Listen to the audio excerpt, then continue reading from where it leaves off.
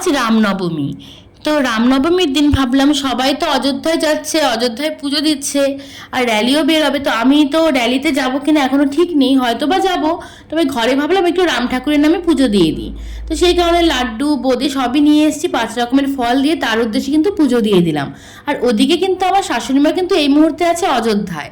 তো আমাদের তো নামে পুজো দেবেই উনি, যেহেতু গেছেন এই সময় উনি। তো পুজো আজকে হচ্ছে, তিনি একদম সামনাসামনি রামলালার পুজোটা দেখতে পাবেন, তার খুবই ভাগ্য ভালো। তো আমরাও যাবো একটা সময়, ইচ্ছে আছে, তবে এখন হচ্ছে না আমাদের, আমরা তাই যেতে পারিনি। তবে মা কিন্তু গেছেন, মা হচ্ছে আরও মায়ের বন্ধু বান্ধবীর সাথে সবখানে মানে অযোধ্যায় ঘুরতে গেছেন। Hello guys, good morning, welcome to my channel Shelita Padar blog. আশা করছি সকলে খুব ভালো আছে, আমিও খুব ভালো আছি। তো চলো ব্লগটা আজকে এখান থেকে স্টার্ট করছি। আজকে হচ্ছে রামনবমী। আজকে তো মানে ছুটি আছে, মামার পাপার অফিস ছুটি আছে, আর মামার তো অনলাইন ক্লাস চলছে, তোমরা সবাই জানো।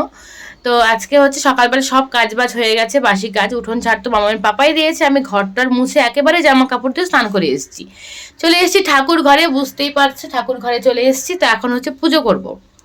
এমনি রামনবমী আছে তো ভাবলাম পুজোটা দিয়েই নিই। তো মামার পাপাকে দিয়ে একটু লাড্ডু আর বোঁদে আনালাম, সে ফল দল কেটে 5 রকমের ফল কেটে একেবারে পুজো দিয়ে তারপরে রান্নাঘরে ঢুকবো। তো আজকে সারাদিনের ব্লগটা তোমাদের সঙ্গে শেয়ার করবার ইচ্ছে আছে। আজকে মানে ওই যেখানে হচ্ছে রামনবমীর ওই যে র্যালি টাইপের বেরোবে সেখানেও যাব। ওই যে মাম্মামও চলে এসছে।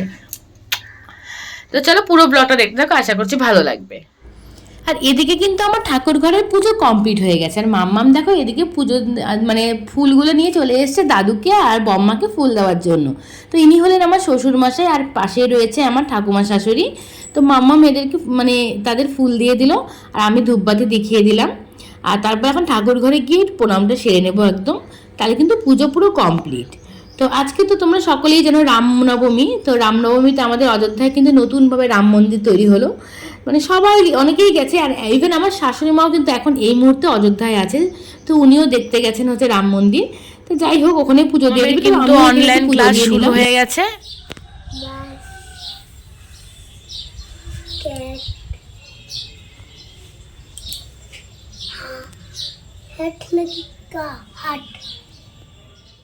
তো রান্নাঘরে তো অনেকক্ষণ আগে চলে এসেছি। দেখো এদিকে ভালিটা কেটে রেখেছিলাম, সেটা হচ্ছে সেদ্ধ করে নিয়ে ভাজা করছি পেঁয়াজ কালো জিরা দিয়ে, লঙ্কাও মানে চিড়ে দিয়েছি, ব্যাস। আর এদিকে না পান্তা ভাত আছে। তো কালকে আমি যেন ডাল ভিজিয়ে রেখেছি, ডালটাতে বড়া হবে পেঁয়াজ দিয়ে, আর হচ্ছে মেটে তরকারি হবে।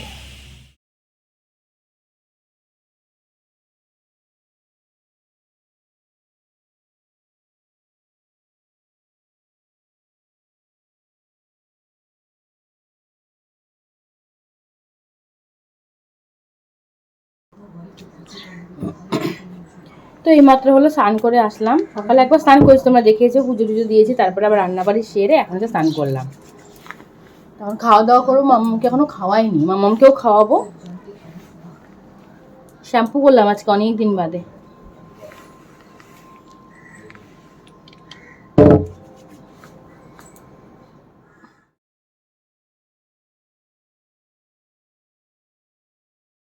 তো খেতে বসলাম এখন হচ্ছে মামামকে খাওয়াবো, সাথে আমিও খেয়ে নেবো। তারপর ভেবেছি আজকে তো রামনবমী, তো ভাবলাম যে আমাদের এখানে হিলকাট রোডে হচ্ছে ওইসব হবে, খুব বড় করে র্যালি বেরিয়েছে, তো যাবো সেখানে দেখতে।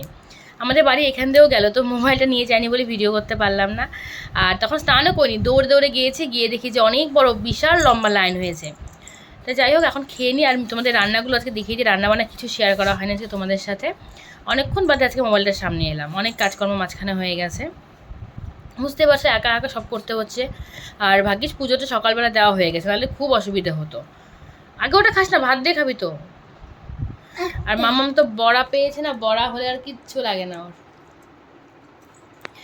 তো চলো রান্নাগুলো তোমাদের দেখি। সকালবেলা করেছিলাম ভার্লি বটি, আর ওই হলো যে বড়া, মানে মুসুর ডালের বড়া পেঁয়াজ দিয়ে। আর এখানে হচ্ছে চিংড়ি মাছ এনেছে, বললাম তোমাদের চিংড়ি মাছ দিয়ে করেছি হচ্ছে পাট শাকের ঝোল, অল্প করে করেছি। আর এটা হলো মেটের তরকারি, মেটে এনেছিল পরশুদিন, তো সেটা আজকে করলাম। খাওয়া দাওয়া সেরে একটু রেস্ট নিয়ে নিয়ে আমরা কিন্তু চলে এসেছি র্যালি দেখার জন্য। প্রচণ্ড ভিড় হয়েছে, আর মাম্মাম দেখো কি ঘুমের নাটকটাই না করছে, তবে একটু ঘুমও পেয়ে গেছিলো। যাই হোক, টোটোতে আছি আমরা এখন। তারপরে দেখো কোটমোড়ে নেমে গিয়েছি, আর এখানে দেখো কি সুন্দরভাবে র্যালিগুলো যাচ্ছে, খুব সুন্দর লাগছিলো, আর কি সুন্দর নাচছিল সবাই। তারপরে দেখো এই যে এটা হচ্ছে সূর্যনগর ইউথ সোসাইটির, এখানে কিন্তু খুব সুন্দর করে সেজে গুজে বসেছিল এই ছেলেমেয়েরা, রাম লক্ষ্মণ সীতা সেজে বসেছিল, ভীষণ সুন্দর লাগছে। চারদিকে এত এত গান বাজছে কি বলবো, দারুণ সুন্দর লেগেছে, খুব ভালো লেগেছে। মানে খেয়ে দিয়ে উঠে গেছি, কোনো হাই ফাইও লাগেনি, জানো তো, এত সুন্দর, মনটাই ভালো হয়ে গেছে ওখানে গিয়ে।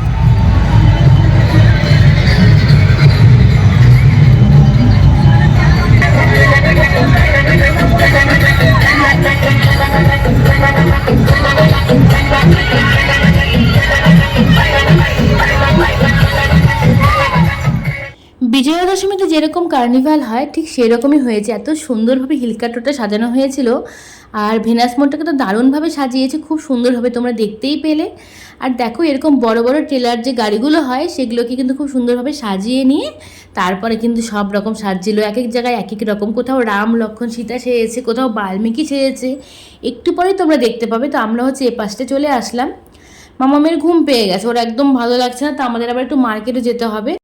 তো মাম্মাম কিন্তু ভীষণ এনজয় করেছে, ও বলছে যে না আর একটু আগিয়ে যাই। এবার দেখো প্রথম কথা স্কুটি নিয়ে আসেনি, আর এখানে কিন্তু টোটোকে ঢুকতে দেওয়া হচ্ছে না, বাইকগুলোকে ঢুকতে দিচ্ছে, টোটো ঢুকতে দিচ্ছে না, সেই কারণে স্কুটিটা নিয়ে আসলে ভালো হতো। তো মামামের পাপা বলছে এদিকে আবার যদি গাড়িটা না রাখা, মানে রাখার কোনো জায়গা না পাই তখন অসুবিধা হবে। তার মধ্যে হচ্ছে আমরা যাব মহাবিস্থান, কিছু কেনাকাটা করার আছে।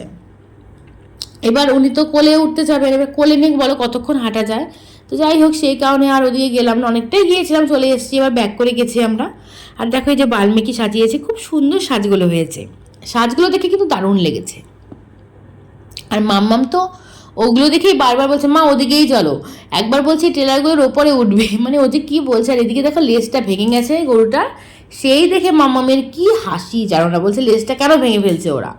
আর এখানেও দেখো খুব সুন্দর করে হনুমান সাজানো হয়েছিল, দারুণ সুন্দর সাজ পোশাক সব কিছু ডেকোরেশন কিন্তু দারুণ হয়েছে, দারুণ হয়েছিল। তো এখন চলো আমরা এবার ব্যাক করে যাই, অনেকটা বেলা হয়ে গেছে, মোটামুটি 5:45 বেজেও গেছে এখন, যাও তো। তো আর বেশিক্ষণ থাকা যাবে না, এরপরে কিন্তু মানে এটা ভাঙলে ভিড়টা আরও বেশি করে হয়ে যাবে, সবাই এদিক ওদিক করে ছোটাছুটি করে বাড়ি চলে যাবে। সেই কারণে আমরা আর দাঁড়ালাম না, এবার চলে যাব বাড়িতে, সরি মহাবিস্তান। আর এখানে দেখো খুব সুন্দর একটা পারফরমেন্স হচ্ছিলো, এই পারফরমেন্সটা দারুণ লেগেছে আমার। এই মাত্রই বাড়িতে আসলাম, তো ওখান থেকে গিয়েছিলাম একটু মার্কেটে, একটু কেনাকাটা করার ছিল, তোমাদের তো বলা হয়নি। আমি হচ্ছে রবিবারে আমরা হচ্ছে দীক্ষা নেব, আমাদের মানে বাড়ির সবাই যে গুরুদেবের দীক্ষিত ভারত সেবা আশ্রম, তো সেখানেই হচ্ছে দীক্ষা নেব। উৎসব আছে বড় করে, 3 দিন ধরে উৎসব হবে, সেই উৎসবে হচ্ছে দীক্ষা নিতে যাব। তো সেই কারণে নতুন শাড়ি লাগবে, নতুন শাড়ি কিনতে গেছিলাম, আর ধুতিও লাগবে, তো ধুতি আনতে গেছিলাম, ধুতি শাড়ি এগুলো আনতে গেছিলাম।